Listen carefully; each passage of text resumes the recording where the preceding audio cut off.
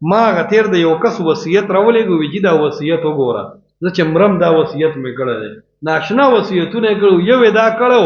چې زما جنازه به بدعتي امام نه کوي نمبر دو وای زما جنازه کې به فاتحه خامخا وایي سورت فاتحه وای نمبر تین چا چې ګیره خریلې ده یا یې لنډه کړې ده زما جنازه کې به نه ودرېږي اسې نه د نیکانو خلکو आवाज او فریاد الله زما حق قبلی خود دې بدان او فاسقانو د وجه رد کی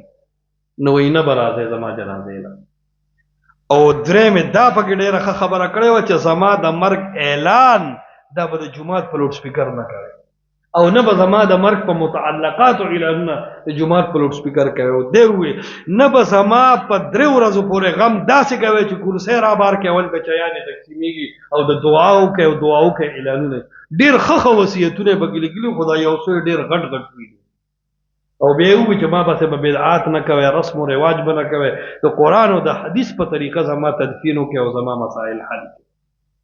نو دا وصیت د مسلمانانو چې یاد ساتي چې بایز د الله نبی دومره سخه پښوي دی لہذا په جمعات کې اعلانونه نه کوي